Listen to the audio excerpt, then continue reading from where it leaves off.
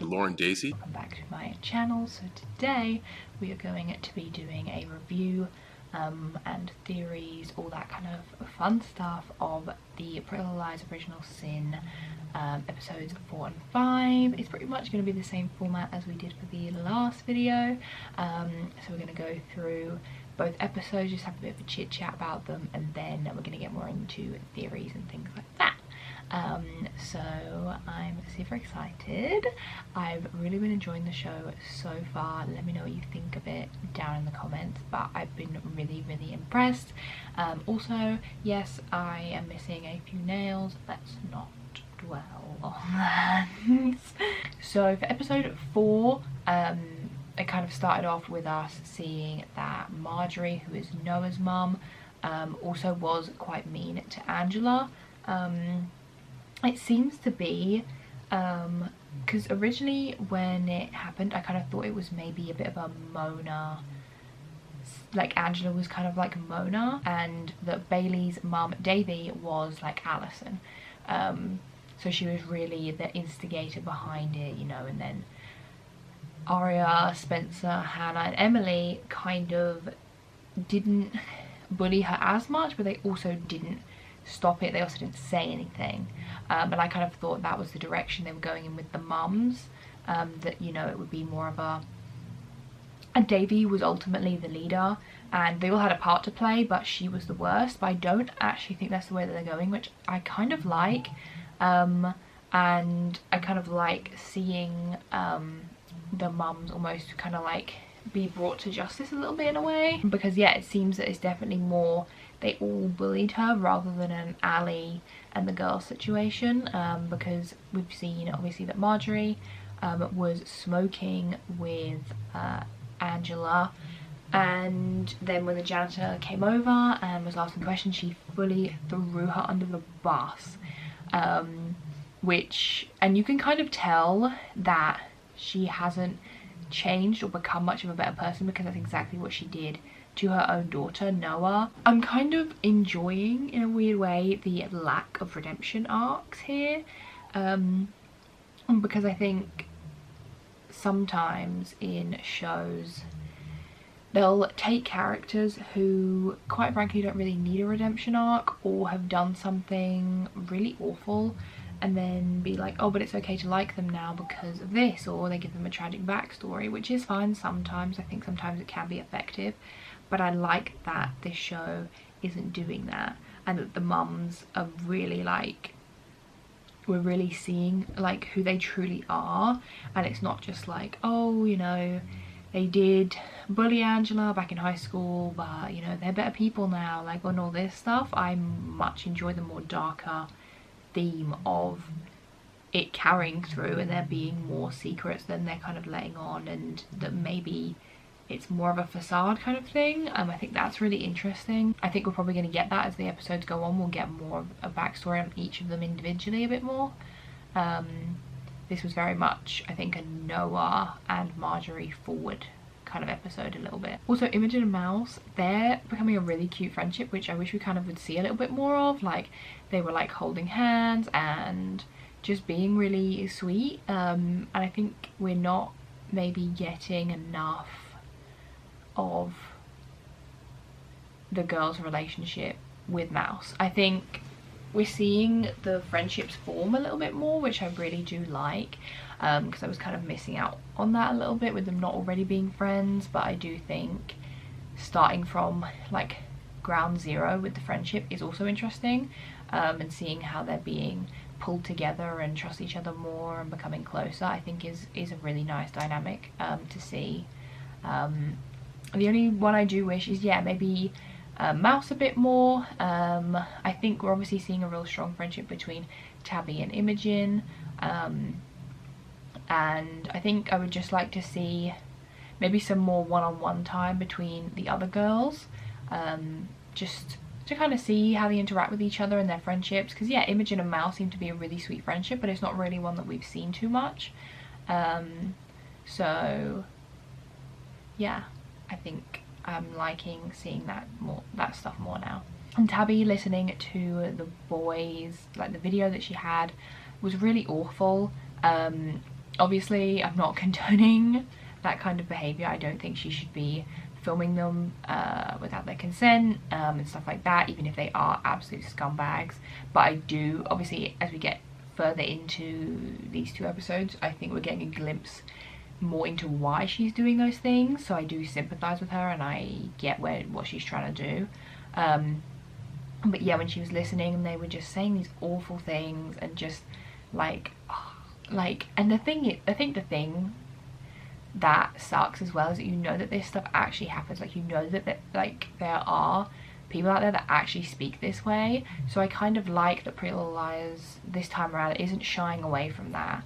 It's not trying to sugarcoat anything. It's not trying to gloss over anything. It's showing like these are real issues that happen in schools and happen in workplaces and happen every day.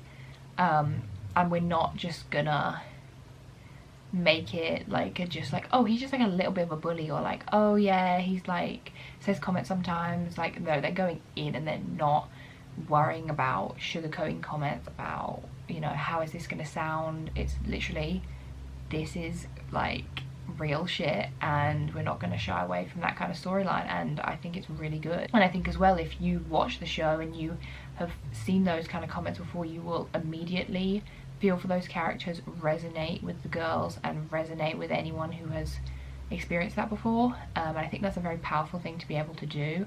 And if you have heard those comments before, it will make you feel uncomfortable. If you are friends with people who have made those comments before, it will make you feel uncomfortable. If you joke about these things, or you have had someone say, oh, I heard this, and you've not believed them before, these kind of scenes will make you feel uncomfortable, and that is important. Not in a very graphic way or in a very, you know, harmful way, but just in a way of feeling like when you watch it on the TV from an outside perspective, you're like, that isn't right. And I hope that maybe seeing these things will make people,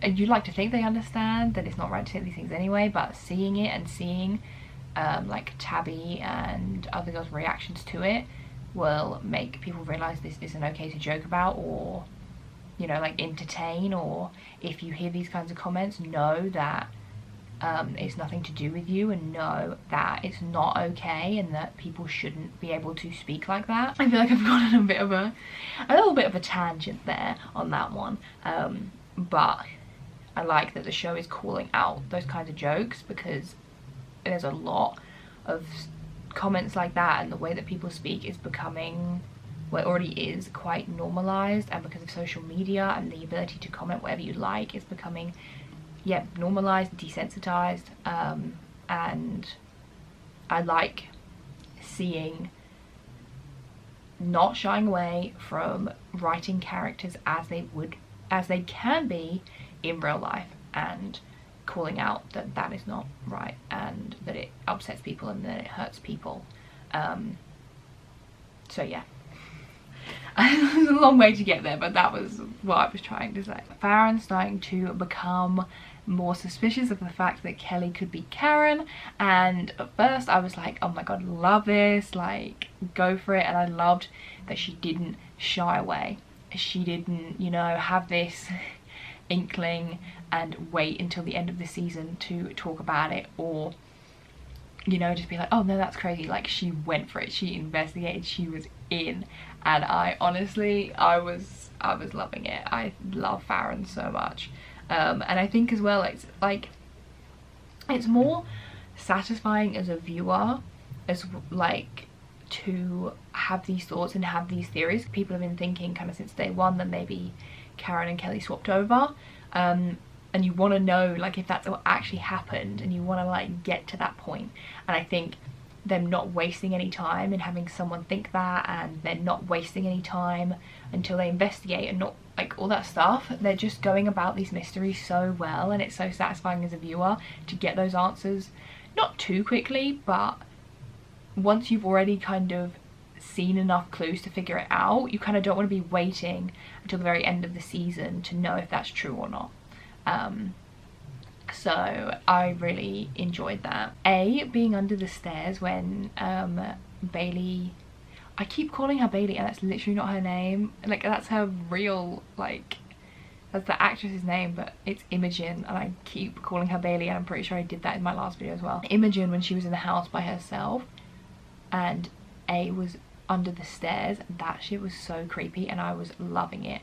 I think the A placements and the way that they have done it this season is very good, very scary, very suspenseful. It's not too much, but it's not too little. I feel like it's honestly just such a good balance. I've seen like on Reddit a lot that quite a few people find Tabby quite irritating with her film comments and things, and I think I can see that.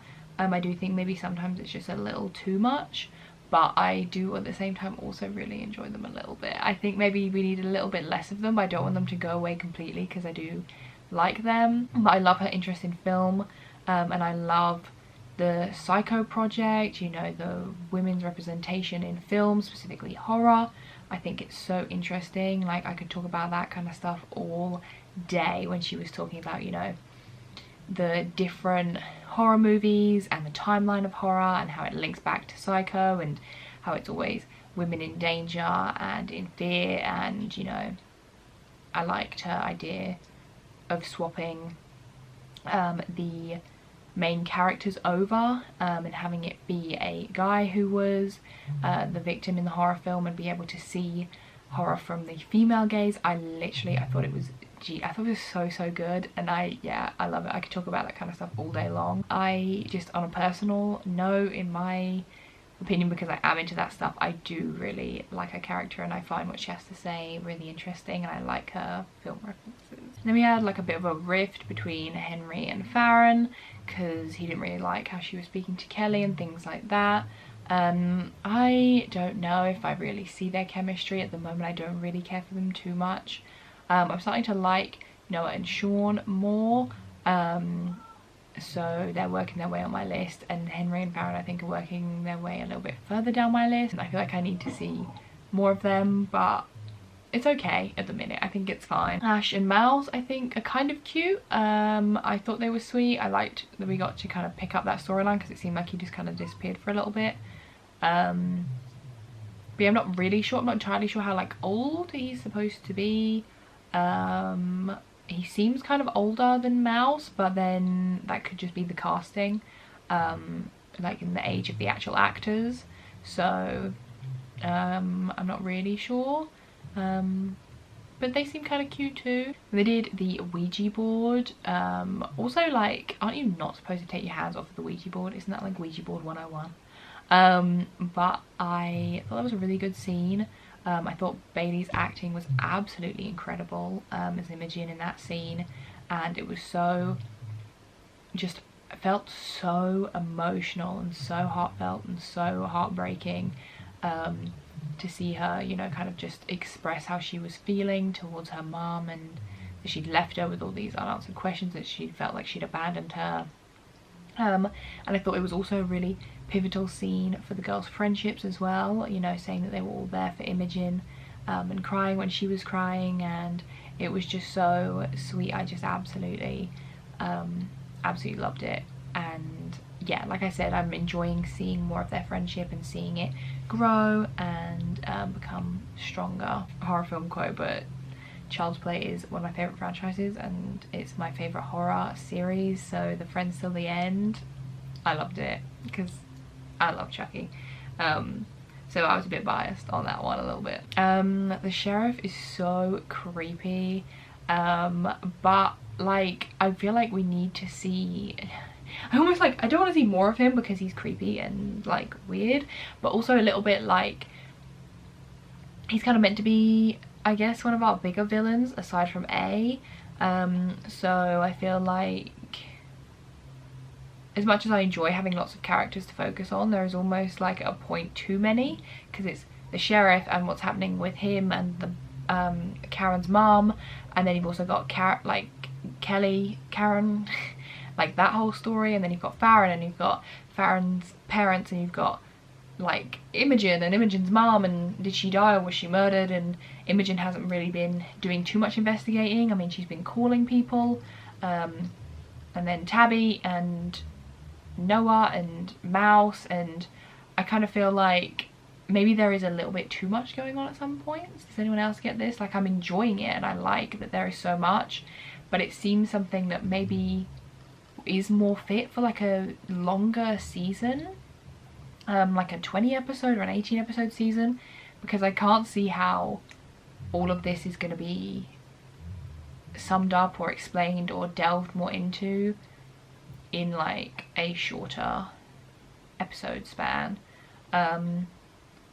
because I'm interested in all of them. I'm interested in all the girls and all their backstories and their parents and all the parents' backstories and the relationships and everything. Like, I want to know everything about everything, and I hope that certain things aren't left. It's like how, yeah, Ash didn't show up for like an episode or two, so we didn't really know what was happening with that, and then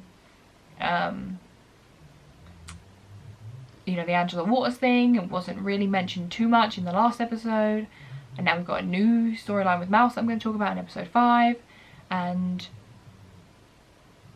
yeah, I feel like it's just a lot going on at once, like to try and catch up with everyone and all their hobbies, and which I love that, and I love that it's in depth and there's so much story, but I do kind of think, how are we going to be done with all of this at the end of the season, or not done with it, but resolved enough or like so that when it gets to season 2 these things aren't forgotten about, because as much as I love the OG PLL, that was a very much an issue. It would be storylines or things about the characters that had been introduced, and then, or people that had been introduced, and then they get forgotten about or they get written out because it's like this just isn't relevant anymore, or yeah, just completely forgotten about. So I'm kind of interested to see if we do get caught up on all these things and if we do catch up on all of them.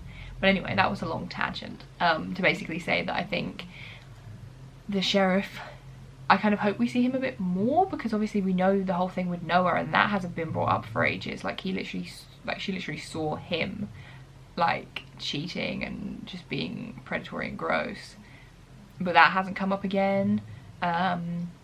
And I think he's maybe connected, and I'm kind of waiting for that to come out and stuff like that, so I'm interested to see where that goes. But I think him in like searching a room and all that stuff was just such a power play, and it was just like, ugh, like they're truly establishing him as like a hateable character, and they're doing it really well, because he's not hateable in an annoying way, if that makes sense. Like, take Riverdale for example. I think the Percival, I don't know if you've caught up, but there's this, the big baddie for season 6 is this guy called Percival, and he is so annoying. And that is no offense to the actor that plays him, he plays him very well, but I don't enjoy him as a villain. Like, obviously villains are supposed to be unlikable and you're supposed to root against them, which is fine, but it gets to a point sometimes where it's like, no, this person is just irritating. Like, I just don't care for this story anymore because this person is the worst. Like, this character is the worst, which I'm not there yet with the sheriff. I think he is obviously gross and awful, but I think he does make a good villain and an interesting one too. So I'm kind of hoping we see a little bit more of him, and maybe he's involved a little bit more than he seems to be at the minute with the whole storyline overall. I don't know if this is literally just going to be an Easter egg or if it's actually going to lead somewhere, like to a cameo, but that medicine bottle said Caleb Rivers, and when I saw it I gasped. It was so good. I was like, no way, because we've seen like, we've seen loads of horror film and, you know, horror Easter eggs, but not really any PLL ones. It's more just implied things like characters are similar to previous characters, or, you know, that kind of parallels and things like that. But like, this was a direct Easter egg reference. The diaries with the pages ripped out, that was such an Ally vibe. Like, that was so, when the girls were like reading her diaries and her poems and stuff. And so I think that'll be interesting to see, as Imogen is reading them, what she finds out. I guess all the ones about Angela have obviously been ripped out, and we're assuming that maybe been A, and he's keeping the diary pages, I think. If that's not confirmed already, that is what I would assume. And maybe she'll start to get like sent them in the mail. Farron, I think, or Noah found them, like found some burnt ones in the fire, but maybe like that wasn't all of them, or that was just a bit of a play, and then she'll start getting sent some, maybe if A like got some of them, or if it all just is Davy being guilty and not wanting anything to come of those pages, so she ripped them out and she burnt them. I don't know, I feel like that could be kind of interesting. If A has been watching them for a long time, A might already have copies of those pages and things like that, so I think that would be interesting if Imogen like starts getting them in the mail or something like that. We saw Tabby filming her project with Greg, and when he strips down, she, you know, has a panic attack and she goes outside, and I kind of had an inkling that something may have happened to Tabby prior to this, but I think this definitely like obviously confirms it, and then in the next episode we see that more, and I just thought it was all a bit weird. Like, I don't know, like obviously people have different boundaries, which is fine, and you may be comfortable with someone doing that. Like Farron and Chip were like, oh no, like it's fine, like we're not gonna see it in the final edit, like, and stuff.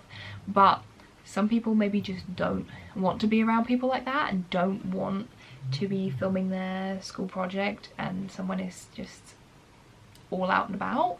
So I thought that was kind of weird that they didn't really try and defend Tabby a bit more when it made her uncomfortable. They kind of were just like, it's no big deal. But obviously you don't know what people have been through, and Tabby has obviously been through something that has made her react like that, so I think they should maybe have been more sensitive to it. And even in general, like, you don't have to have had a traumatic experience for something to make you uncomfortable. So I do think that was a little bit odd that they didn't try to defend her more or make her feel more comfortable. Kind of hunch about it is that at this party that she went to, you know, obviously something happened, someone maybe put something in her drink, and that's why she either could, I don't know if maybe she could tell that Wes had put something in her drink, or maybe Wes hadn't put anything in her drink, but she just felt like it was a similar threatening situation, and that was why she left. So yeah, I think someone took advantage of her at that party. Noah being chased by A was so good. It was so tense, it was so suspenseful, it was so scary, and I just thought it was, I thought it was so good. Her having to turn in her mum, so obviously I felt for Noah. Like, I didn't really feel for the mum, but I did feel for Noah because that's an awful decision to have to make. But I do think it's interesting that A is doing more of a, like, it is justice for Angela, and he's kind of going after the mums kind of like one by one. So I think that'll be interesting to see kind of who he goes for next, or because it's obviously not always going to be death. It is more of a almost making them pay for the sins that they've done, especially in Marjorie's case, because it was more of a like, this is wrong what you're doing and what you've been doing for years, like someone needs to put a stop to it. So I did think that was kind of interesting. It's kind of a moral thing as well as just a revenge thing. Let's talk about episode 5. So yeah, I think one of the big things that I'm really noticing in terms of parallels with the OG PLL is, I think Angela is very much meant to be our Mona of this season, with the opening scene and them forcing her to do that prank she didn't even want to do, and then all driving away was so spiteful and mean, and it was very much Alison in the group, but to a new extreme. So I think those scenes are hard to watch, but they do make you sympathise with Angela, and maybe A even in a way. A has this weird moral, like I don't know, like it's kind of interesting. I feel like by the end of this episode especially, you're kind of like not rooting for A or like siding with A, but there's a lot more of a understanding of why A does the things that they do, and they're only really so far getting rid of like bad people or people that deserve a bit of karmic justice, and they probably don't deserve to die, but you know, A seems to be like calling people out on their shit, and it's like not really ever in a bad way. Like, it's not like they, I don't know, I just find it kind of interesting. You didn't really get that with the A from or the OG Pretty Little Liars. Like, it was always, once they'd been unmasked, you got to see their motives and stuff, but it was always seemed to be targeting the girls for no reason and putting them through awful stuff for no reason. Whereas this A is very much, is like, this A is a lot more calculated, and there's a lot more motive that is clear and understood, and I like that a lot. That we're not really like, why is A doing this? Like, it's obviously because of Angela, and there's a clear motive, even if we don't know why that is yet, if that makes sense. Like, we know that it's for Angela, we just don't know why or what A's connection is to Angela. That is the interesting part. But I think it's done really well in giving us that clear, this is why they're doing this, and making us almost like sympathize with that and understand that, which I think is really cool. And like the fact they were all dressed as the Spice Girls and she like wasn't, like, bless her heart. Like, I really felt for Angela in that one. And so I think Chip seems like a sweetheart. We're going to talk more about him later though. Like, I kind of get why he filmed the scene, and he thought, I'll just like finish it and it'll be fine and then everyone can go home. But I was 100% on Tabby's side, and I totally understand where she was coming from. Like, yes, you followed her storyboards to a T, but that doesn't change the fact that you still shot it. She wanted it to be directed by a woman, filmed by a woman. Like, that was the whole point of seeing it through the female gaze, like, you know. So I thought she was totally fair in being upset with him for that, or maybe not upset with him, but just upset about the situation. I think I like it. I like that the girls, they say what they think, they say it how it is, and they will speak up if they feel wronged or something has upset them, or, you know, they feel like they have something to say. They will say it, they will take up space, and I absolutely love it. So the whole mouse thing, we're going to talk about it a bit more in theories, but basically what happened was Mouse was meeting up with this guy. He must have been maybe 40, 30, and was pretending to be his daughter, I believe is what was happening. And then there was a poster of a missing girl. Her name was Rachel, and he calls her Rachel, so we know, like, she's supposed to be the girl from the missing poster. And it was all very creepy, it was all very weird, and I think it was kind of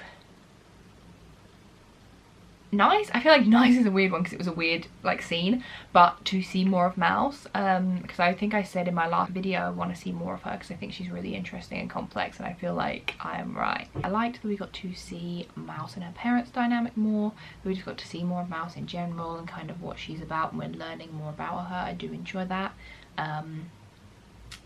So I think that'll be interesting to see how that one unfolds.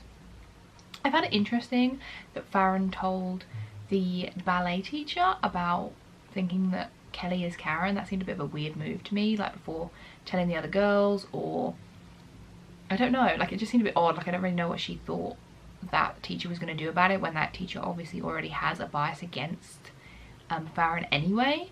That seemed like an interesting choice to me. Like I said, excited for when the friendships are a bit stronger and they feel like they can kind of come to each other about things a bit more. I also was a bit like side-eyeing Tabby when she was talking to Wes and saying that she would have her job back, which I kind of get because obviously she loves working there, so there is a bit of a power play with him being able to just offer her the job that she likes and saying, you know, I reckon to make it better as well because you won't have to do these like tasks that you don't like and stuff.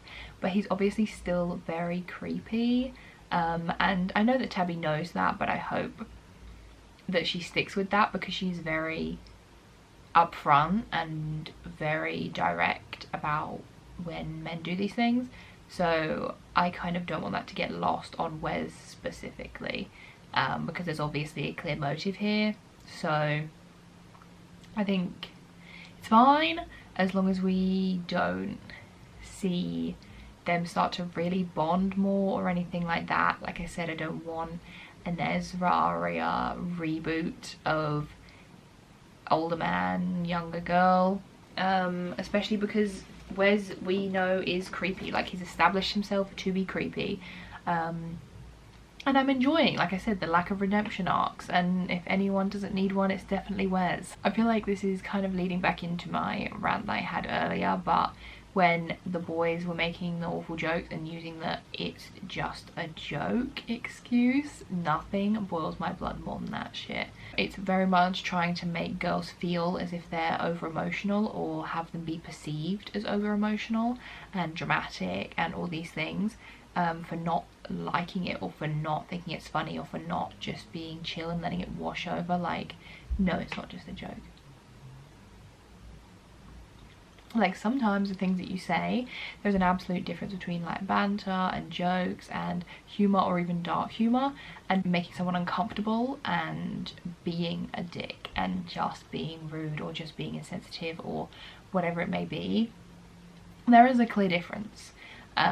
So I like that the show again is calling that stuff out. I do think Farron is a sweetheart, and I think she is just direct and she doesn't take any shit, and I do like that. I like that we see both sides to her. But honestly, I don't think personally that she is obliged to forgive Karen just because she died. I don't know if that's really harsh, but you know, both Kelly, I guess not so much. That's how she's kind of been perceived as like the nicer of the two, the better of two evils, as I say. But like Karen and Kelly, more so Karen, you know, they made racially motivated comments, homophobic comments, you know, they were bullies. Karen definitely a bully, and you know, that doesn't just get erased because of a tragedy. The hurt that it caused Farron and the way that it made her feel also just doesn't disappear because that person is no longer there anymore. Yeah, I think it's kind of a stretch for like Henry, and like I think this is why I struggle with the Henry Farron relationship, because I don't think he truly understands her fully. And I guess they haven't been going out that long or like talking for that long, so maybe that's a bit of a stretch. But I think him kind of being annoyed at her for still being annoyed at Karen and for not wanting to be nice to Kelly, just kind of show that he doesn't really understand what she went through with Karen, and doesn't understand the way that both of them made her feel. Because I think it's a bit harsh for him to just be like, just forget about it, like have some, you know, sympathy and whatever. Because I don't think personally she owes them that. Was confronting her about it quite a crazy thing to do? Yeah, it was bold, and it's not something that I think people would do in real life or would recommend to do in real life.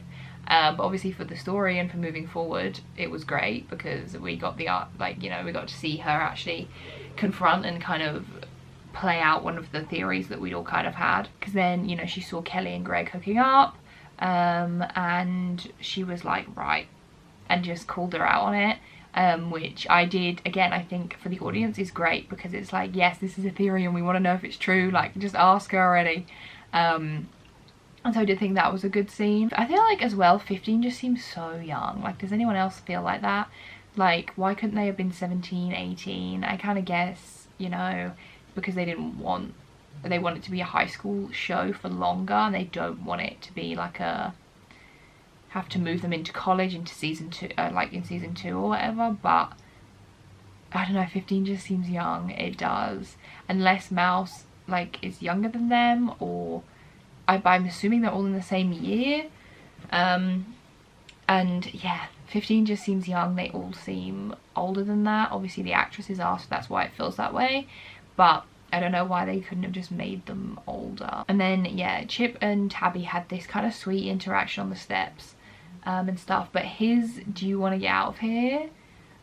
I don't know. I feel like Chip's really sweet and I really liked him, and I said that in my video before, but I don't know now. Now I'm starting to get a little suspicious, because I feel like Greg and Tyler, you know, Wes, they're very bait about making them dickheads, you know. They're very bait about the fact that these people are not to be trusted, whereas Chip seems like the good guy. But maybe, you know, like, maybe he's the one who did assault Tabby, and I kind of hope not, because obviously, you know, like, that would be heartbreaking for Tabby to find out. But I think it also would be you know, a big kind of message about the people that do these things aren't always the people who are so, you know, obvious, I suppose.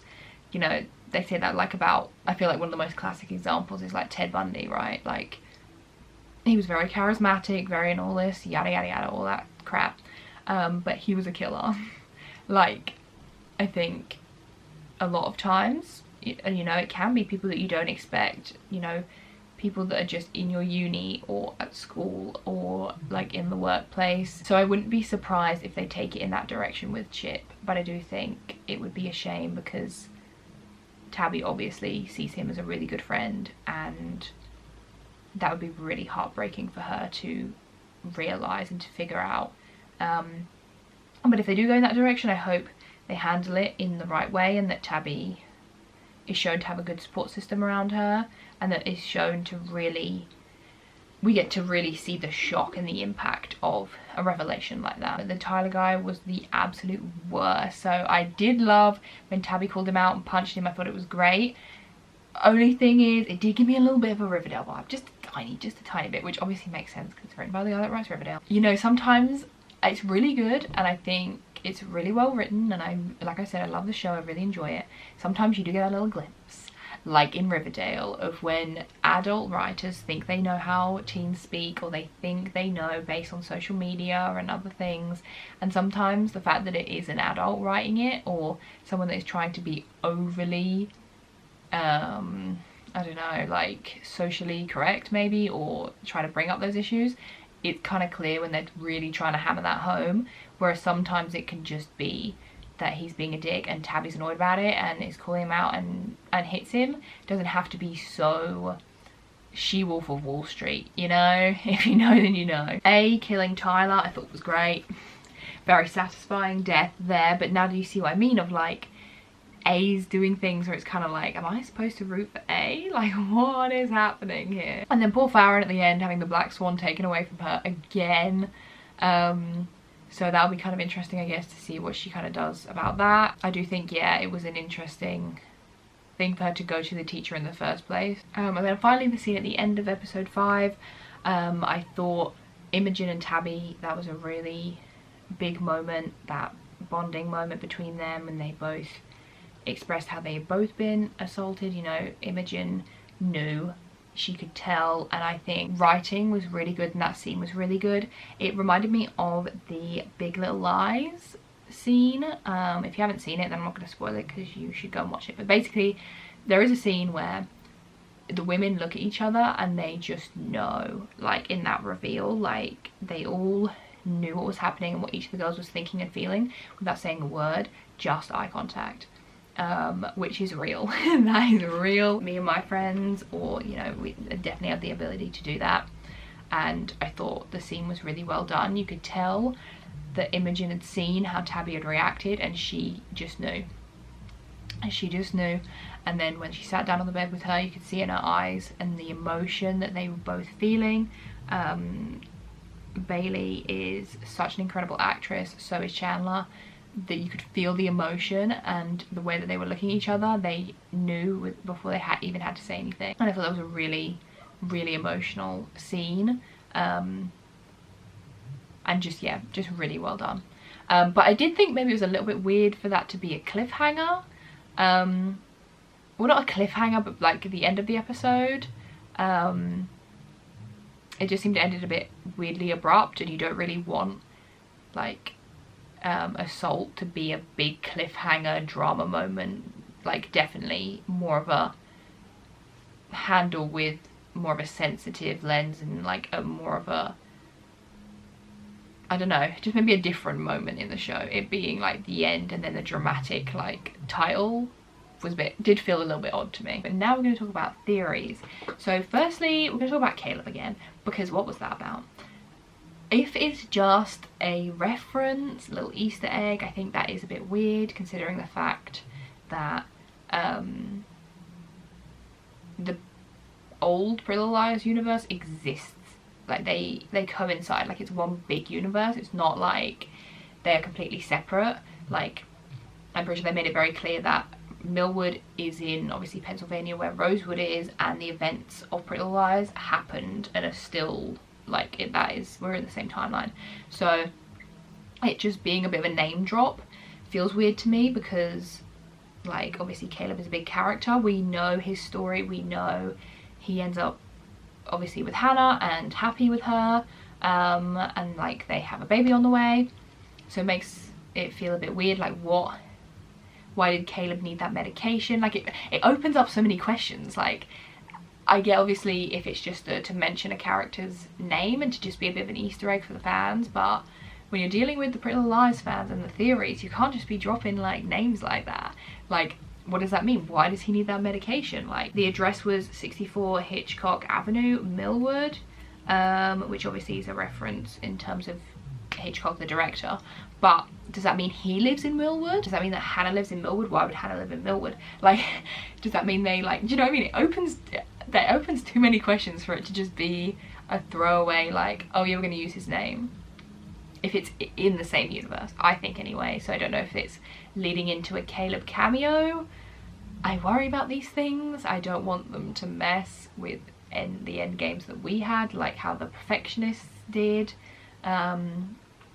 So yeah, intrigued about that. Tabby and Imogen I think could have been assaulted by the same guy. Could have been Tyler, but I think that would be frustrating now that he is dead, because they don't have the ability to confront him, or you know, for him to truly be brought to justice over what he's done. So I think if it was Tyler, that would be a little bit frustrating. And Greg I think is too obvious.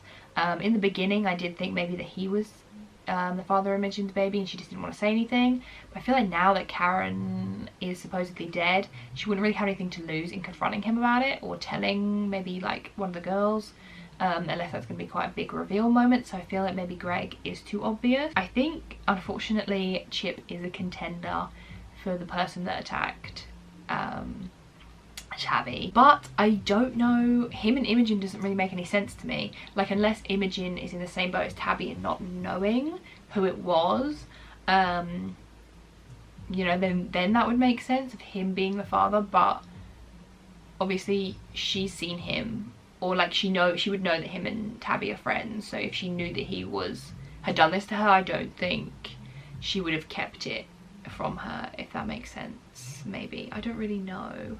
So I'm a bit unsure about Imogen. So I think that's why she films the videos, because she's not sure who it was. I don't know if maybe she's filming it because she remembers something specific about them, maybe like a kind of like birthmark or tattoo or something like that, that she's kind of looking for, or if it's purely because, like how she heard them talking about that other girl, one day maybe one of them will, you know, locker room talk will be talking about her and she'll realise that it was them, or maybe she remembers their voice, like that kind of thing. So maybe I think that's why she films the videos. I think Chip offering to refilm the psycho footage instead of Greg could be the reveal potentially, because maybe, you know, maybe Tabby is, you know, assuming that it was someone from the football team because that's kind of their reputation obviously, and we've seen Tyler and Greg, so maybe she's assuming it was something like that, or it was that kind of like party that was thrown by the football team or something, so that's why she thinks that. But then maybe it being Chip, because he isn't part of a sports team, he won't be in any of the videos, right? Like, she hasn't seen him naked yet, obviously. So maybe when they refilm the scene, that thing that she is looking for, if she is looking for something specific, like a defining feature, she will see on Chip when they film it, and that could be the reveal of that, which is going to be so heartbreaking if that is the case. I think whenever she finds out who it was, it's going to be sad, and just awful, but for her, it to be like her best friend is going to be absolutely gut-wrenching. So then the guy that called Imogen, so during the party that Imogen threw to raise money for her to keep her house, she got a call from someone saying, oh, I hear you've been, you know, looking for information about Angela and stuff like that. And I feel like, I don't know if anyone else heard this or if it wasn't, and I don't know, maybe I'm grasping at straws, but to me the voice sounded like the same voice that called Noah to tell her that the pizza delivery was there. So I don't know if maybe, and I kind of felt like it sounded like Wes, so I'm not sure. That's why I think my Wes is a theory is kind of, it could be pretty good. I feel relatively confident about it. Or maybe it was the sheriff. I don't know, I didn't recognise it as the sheriff's voice. I would have to go back and like listen to them side by side. But I think, yeah, the pizza guy that lured Noah like out of the apartment, or maybe it wasn't him, or maybe she did order pizza and then A got to the pizza guy before he called, because yeah, and then called her, if that makes sense. But yeah, it sounded to me like the pizza guy and the guy that called Imogen were the same person. I don't know, but that's kind of what I think. And I think maybe A is calling to give her hints about Angela, so that, like, to help her figure out what happened, maybe. I think for Mouse, there's some potential options. One of the more less likely ones is that it could be a kind of Stockholm syndrome thing. I think they're making it kind of clear that she was kidnapped, and obviously survived. So maybe this guy is her kidnapper, like, and that's, I don't know, like maybe it is like a Stockholm syndrome thing, like she wants to keep seeing him. Or the one that I think is more likely is that she meets up with people and helps them grieve for their lost, missing or dead children by pretending to be them, which is obviously very dangerous. You know, maybe she has survivor's guilt because she was able to escape and come back home and these other children aren't. And then yeah, she like prints the pictures with them. Maybe, I don't really know why. I think it is definitely an interesting one. I don't really have many theories about it. You know, her parents obviously are quite strict since she was kidnapped. Maybe these, she feels like with these other people she maybe has a bit more freedom, like obviously she was able to go trick-or-treating with this guy, or I don't really know. And I don't know how she's hiding it as well. When they kind of released the teaser and it was like, oh, Mouse is very, you know, into the virtual world and stuff like that more than the real world, and she's very into like her computers and stuff. I didn't think it would be in this kind of way. I thought it would be more in like a, I don't know. So it's kind of interesting. I don't really, I feel like we definitely need more info and more explaining on that, like, and like a good amount as well, like not just a kind of throwaway explanation. But I do have a theory that the guy that we saw, I think his name was like Steve or something, that he is going to become attached to her. Maybe that's what she was doing before, like, and that's how she got kidnapped. I don't know. But if not, I think, yeah, like Steve is going to become attached to her and seeing her, and maybe we'll start stalking her or something else. I also can't tell now with Karen and Kelly. I feel like I felt very confident in my Karen is Kelly theory before, but I think after these episodes I think Kelly is genuinely Kelly, but she wants to be Karen, you know, she wants the cute boyfriend, she wants more popularity, and people I guess maybe respected Karen more or liked Karen more, or you know, whatever. So I think, you know, Karen was more of the star. Now that she's gone, I think Kelly wants that. I think, yeah, I guess her and Greg were hooking up, you know, beforehand, so now that Karen's dead they can kind of just continue it. Maybe that was the case, or yeah, she's doing it purely just to have everything that Karen had. And A was listening to that conversation between Farron and Kelly, and maybe A starting to think like A genuinely did mean to kill Karen because she was a bully, and so now he's like, wait, if Kelly is Karen, like if they swapped and I killed Kelly, that means that I didn't actually kill who I was intending to kill. So I think Kelly could be at risk of being on the chopping block next if he thinks that they've done him over basically and like tricked him. I can't tell with their mum because I think she, you know, could either be just calling her Karen because she preferred Karen in an awful twisted way and like misses her and it's sent her over the edge, or if she is Karen and not Kelly and her mum just knows that, if that makes sense, and Kelly's like, oh my god, it's so confusing, and Karen is trying to be Kelly so bad that she's even obviously convincing her parents and she has to keep reminding her mum, no, I'm Kelly now. Do you know what I mean? I can't tell if she genuinely is like, no, you're Karen, like why are you pretending to be Kelly, or if she is like just calling Kelly Karen because she misses Karen.